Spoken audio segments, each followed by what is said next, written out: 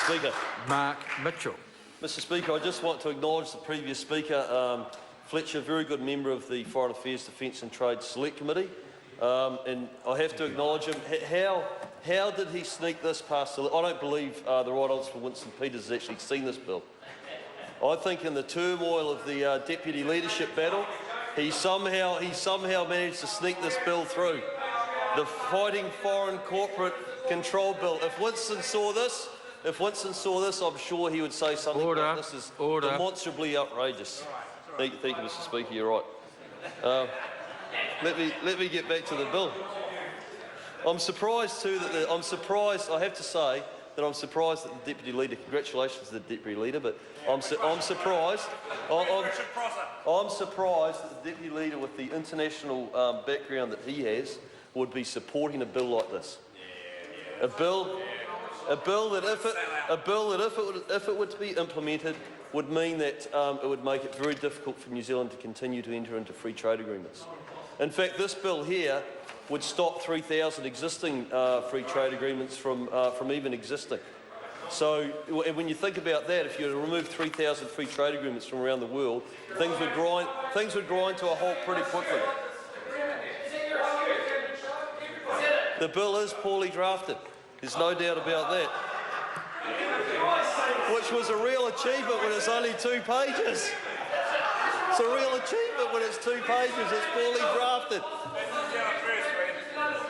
The bill would prohibit New Zealand entering into international agreements that include provisions for ISDS. And this includes the Korean Free Trade Agreement. I just want to very quickly go over the Korean Free Trade Agreement, because the member sat on the committee when we recently just had the committee, the agreement come before the committee. I just want to quickly just run through some of the numbers and the implications of what it means to New Zealand and our businesses and our economy as a whole.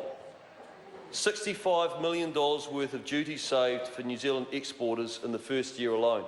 So we'll hit that first tariff reduction this year, and I have to acknowledge the whole committee in making sure that that we could get the bill through the committee and meet that threshold. And I want to acknowledge all the other committee members that have worked hard together on that. $229 million currently paid by our exporters a year in duties. There's 50 million people in Korea that want to buy quality New Zealand products. 78.3 million worth of New Zealand cheese exported to Korea in year ended June 2014, currently facing a 36% tariff. That's about to start reducing. 176% is the current tariff on whole milk powder and skim milk powder. 89% is the current tariff exporters face on butter, to be progressively phased out. These are just a few of the numbers that highlight how important these free trade agreements are for New Zealand. We're witnessing the reality of it is that we're a small country down the bottom of the world, and unfortunately we're exposed to the risks associated with trading globally. There's some things that we can't control. That's become obvious. There's some things we can't control. But what we can control our own ability to be able to generate very good free trade agreements. And New Zealand has a history of doing that. We've got some outstanding free trade agreements that already have the ISDS provisions in them. It's interesting to know, actually, why this bill is not retrospective. The reason for it is because we would lose deals like the Korean Free Trade Agreement or the Chinese Free Trade Agreement. And we've seen how significant and how important they are to New Zealand.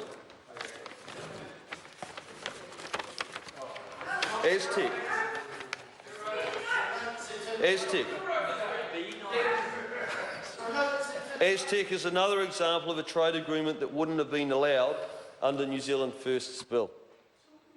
So, what do you mean, what am I talking about? You just spent 10 minutes highlighting why New Zealand can't enter into a free trade agreement that has an ISDS provision. We talk about the other thing that I want to address is the lack of consultation. This here has been a concerted effort by the opposition benches to put the misinformation out there about the lack of consultation. I can tell you now, and I see that Mr Parker's in the debating chamber, and I have to acknowledge him as being someone that does work and has got a lot of knowledge around these free trade agreements and a big history of having worked on them when they were in government. And the fact of the matter is there has been significant consultation around the TPP. So we had the CTU. We had the CTU that appeared in front of the committee, and there's other committee members here. They're quite welcome to get up here to stand up and try and rebut what I'm saying. We had the CTU appear in front of our committee to make a submission. During their submission, at the beginning of it, we were led to believe that there'd been very little consultation. By the end of it, we've been able to draw out enough information to find out that actually there'd been 3 individual meetings and consultations with the negotiators working on the agreement. So I think that, and that's not the only one. There's been wide consultation through the sectors, through service groups, through people that are concerned and want to know the implications around the TPP. Sorry? See what? Order. Yeah, thank you, Mr Speaker. Thank you. The New Zealand Government is aware of the potential risks that ISDS provisions can pose if not negotiated carefully. It is possible to design mechanisms that carefully balance the objectives of protecting New Zealand investors abroad while safeguarding the government's right to regulate for legitimate public policy purposes. This balanced and cautious approach was taken in concluding the Korean FTA, and it has been taken to conclude the TPP. Mr Speaker, I'd like to say that I'd like to support Mr Fletcher Tabato because, like I said, he is a very good member on the committee, but I cannot support this bill, and it's highly unlikely that we will receive it on the committee. Thank you, Mr Speaker. The Honourable David Parker. Mr Speaker, I want to explain why the Labor Party thinks this bill should go to Select Committee, even though we think that the provisions in this bill are too broad and absolutely outlawing all ISDS clauses. Mr Speaker, the National Party should consider why it is that 6 years into their government, in respect of proposed trade agreements, including the last one that we've just negotiated with South Korea, which is of substantial benefit to New Zealand, why it is that there are thousands of people marching in the streets against free trade agreements. And one of the reasons why there is marching in the street against free trade agreements is that there is public suspicion around investor-state dispute resolution.